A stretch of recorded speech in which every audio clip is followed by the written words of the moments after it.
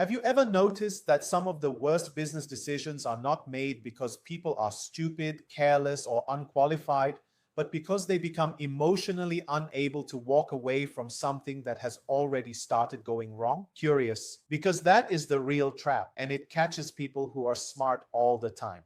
In fact, it often catches smart people more easily because smart people can build better arguments for staying committed to something that should have been cut earlier. They can explain it, justify it, defend it, dress it up as vision, patience, loyalty, resilience, strategic persistence, long-term thinking, or not giving up too early. And by the time they realize what they have done, they are no longer protecting the business. They are protecting their past decision size. Now, let me ask you two straight questions before we go deeper. Have you ever kept funding a project, a campaign, a hire, a product, or even a partnership long after your gut was already telling you it was not working simply because too much had already gone into it? And have you ever looked back later and realized the hardest part was never the bad investment itself, but your refusal to accept that the original call was wrong? Stay with me until the end of this video for 3 reasons, because first I'm going to show you the one mental trap that quietly destroys business judgment, even inexperienced founders. Second, I'm going to walk you through how this trap poisons projects, teams, investments, and strategy without sounding dramatic while it is happening. And third, I'm going to give you a cleaner way to think so you can stop letting yesterday's costs dictate tomorrow's decisions. And before we go further, if this kind of discussion helps you become a sharper founder and a better decision maker, click like, subscribe to the channel, and share this video with someone who has ever said the words, "We've already put too much into this to stop now," because that sentence has burned more money than most people will ever admit publicly. Now let's begin with something uncomfortable. One of the most dangerous phrases in business is not "this is risky," it is "we've come too far to turn back." That sentence sounds responsible, it sounds committed, it sounds like leadership. But sometimes it is the sentence people say right before they make the worst decision in the room. Because once that logic takes over, the business stops asking the correct question, which is, what is the best move from here? And starts asking the wrong question, which is, how do we justify what we already spent? That is the entire problem. The mind becomes backward looking when the decision should be forward looking. A project starts badly, but instead of evaluating the current reality, people start talking about how much time has already gone in, how much budget has already been approved, how much political capital has already been used, how much effort the team has already sacrificed, how embarrassing it would be to stop now, how painful it would be to admit the original idea was flawed. And suddenly the discussion is no longer about future value at all. It is about emotional resistance to accepting loss. That is the sunk cost fallacy. Now, the phrase sounds dry, almost harmless, as if it belongs in a psychology chapter that founders would politely skim and then ignore while losing 6 figures somewhere else. But in real life, it is not dry at all. It is expensive, it is political, it is emotional. It is one of the biggest quiet killers of business judgment because it convinces otherwise rational people to throw more resources at something simply because they already threw resources at it before. Think about how absurd this is when seen clearly. The money already spent cannot be recovered by continuing. The time already lost cannot be restored by adding more time. The effort already invested does not suddenly become wise just because you keep investing more. And yet, this is exactly how people behave every day in business.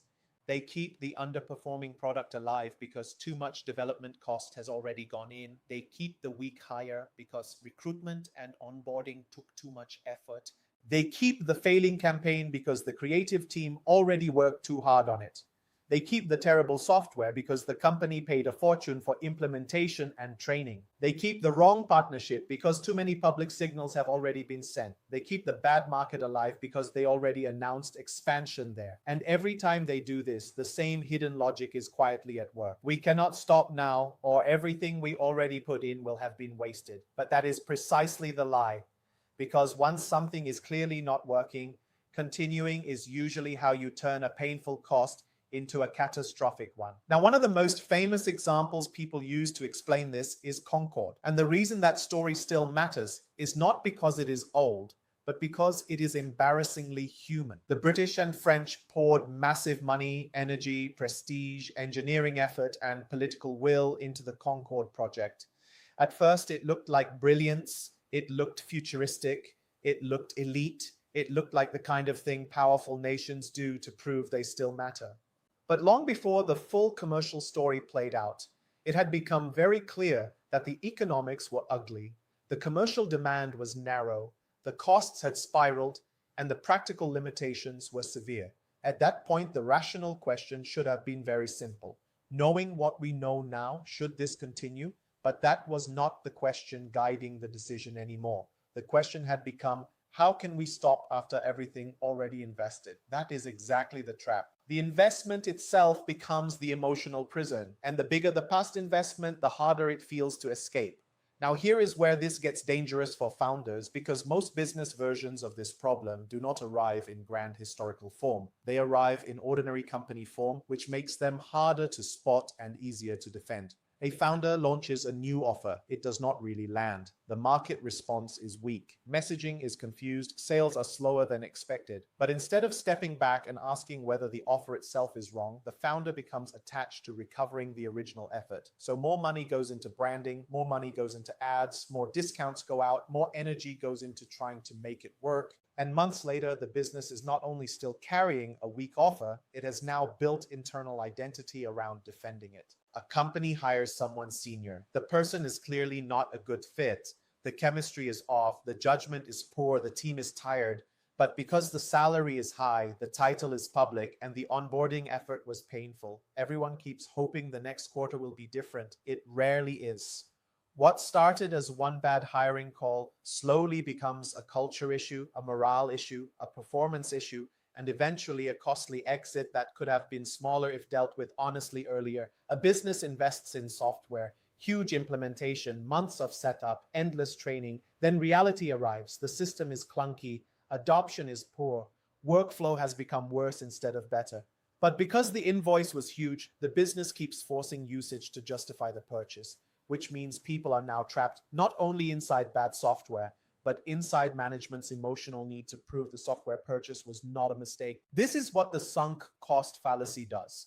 It turns ordinary mistakes into extended suffering by convincing smart people that quitting is failure, when in reality, refusing to quit is often the true failure. Now let's go deeper, because this trap is not just about money. In fact, money is often the easy part. The harder sunk costs are emotional, pride, identity, reputation, ego. That is why this bias is so sticky. If it were only about dollars, a spreadsheet could solve it. But the moment a founder says yes to something publicly, builds a narrative around it, hires around it, announces it, defends it in meetings, and emotionally bonds with it, the decision is no longer just a business choice. It becomes part of self-image. And once self-image gets involved, objectivity starts dissolving. This is why otherwise brilliant people stay in failing strategies far longer than they should. Walking away no longer feels like changing course. It feels like admitting I was wrong. And many people would rather lose money than lose face. Now, if this part is already making you think of something in your own business, click like, subscribe to the channel, and share this video with another founder who may need to hear it. Because one honest conversation about sunk cost can save more money than 10 new tactics ever will. So let's talk about why the brain does this. At the center of it is something very human. People hate loss more than they enjoy gain. Losing hurts. Admitting something did not work hurts. Accepting that time, money, and effort are gone hurts. So instead of taking the clean pain now, the mind starts bargaining with the future.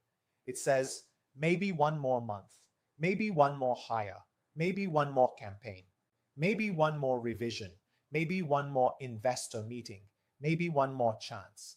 And sometimes one more chance is reasonable, but often it is not strategy. It is pain avoidance disguised as perseverance. And this is why founders need to be careful with words like persistence, grit, and resilience. Those are valuable traits, but without clear thinking, they become dangerous. Sometimes persistence is courage. Sometimes persistence is denial with a motivational quote attached to it. The hard part is knowing the difference. The difference usually lies in this question.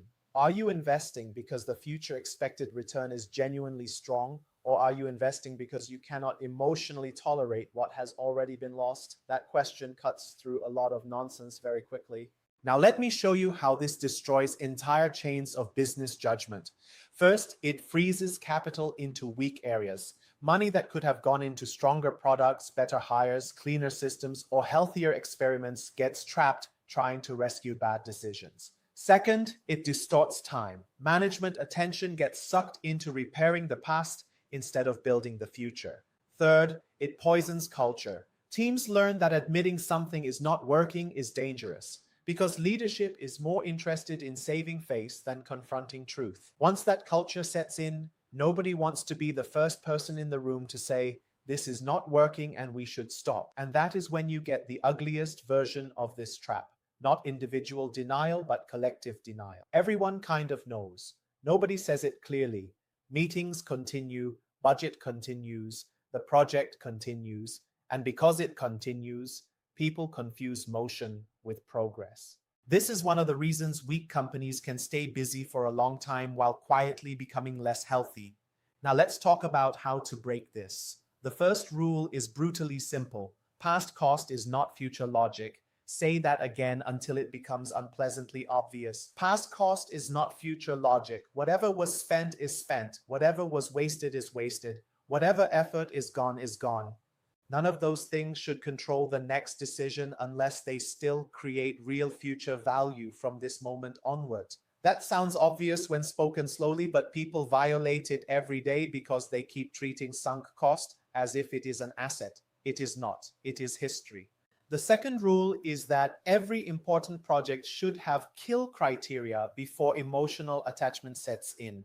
That means before you launch the thing, before you scale the thing, before you hire around the thing, before you build the internal mythology around the thing, you define what would make you stop. Not vaguely, specifically. If it does not hit this metric by this point, we cut it. If this role does not show these signs by this stage, we replace it. If this campaign does not perform above this threshold by this date, we shut it off. If this market expansion keeps showing the wrong signals for this length of time, we pull back. Why does this work? Because decisions made in advance are usually cleaner than decisions made after the ego has moved in.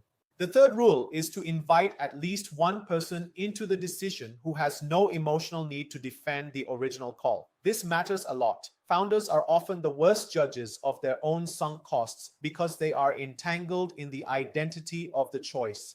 They know too much, they feel too much, and they want the thing to work too badly. A good outside operator, advisor, or brutally honest senior team member can ask a much cleaner question.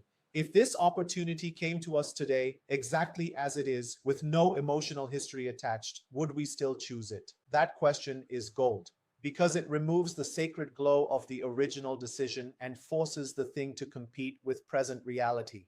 The fourth rule is to stop using the word quitting as if it automatically means weakness. In business, there are things you should quit. You should quit weak markets. You should quit failed assumptions. You should quit dead-end products. You should quit hires that drain team health. You should quit software that makes people miserable. You should quit narratives that no longer match the facts. Good operators do not cling to dead weight because it flatters their self-image. Good operators reallocate. That is the real word here. Reallocate, not quit, reallocate.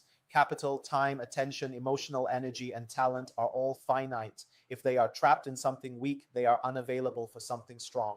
That is the opportunity cost of sunk cost, and many founders underestimate it badly. The damage is not only what you lose by continuing, it is also what you never get to build because your resources remain chained to the wrong thing. Now let me make this very practical. If you are currently facing a decision and you suspect sunk cost is involved, ask yourself these 5 questions. If I were seeing this fresh today, would I choose it again? If no money had already been spent, would I still approve this next round of investment? Am I continuing because the future is attractive or because the past feels painful? What better use exists right now for this money, time, and talent? And finally, if someone else on my team made this exact call and brought it to me in its current state, would I advise them to continue? Those questions cut through emotions surprisingly fast. Now, if you are listening to this and realizing there is something in your business you already know, you need to stop protecting good. That discomfort is useful. It means reality is re-entering the room. And if this conversation is giving you a clearer way to think about business judgment, click like, subscribe to the channel, and share this with another entrepreneur who may be bleeding resources simply because they are too emotionally invested to let go. Let me bring this home. The one thing that destroys business decisions is not lack of intelligence. It is attachment to what has already been spent. That is the real killer. Once attachment to the past becomes stronger than responsibility to the future, judgment begins to rot. Projects stay alive too long. Weak hires stay too long. Bad systems stay too long. Wrong markets stay too long. And by the time the founder finally acts, the cost is much larger than it needed to be. So the goal is not to become cold or careless. The goal is to become clean. Clean in thinking, clean in timing, clean in capital allocation, clean in the willingness to say, this was the wrong move and the right move now is different. That is not weakness, that is leadership, because real strength in business is not proving that every call you make was right. Real strength is refusing to let one wrong call become 10 more. If this gave you a sharper lens for your next decision, click like, subscribe to the channel, and share it with someone who needs to hear this before they pour more money, time, or energy into the wrong thing. And if you want deeper conversations about decision-making, leadership, timing, business psychology, and how to think more clearly when pressure rises, join the Destiny Architect Telegram chat, where we continue these discussions with people who want cleaner judgment, not just louder ambition.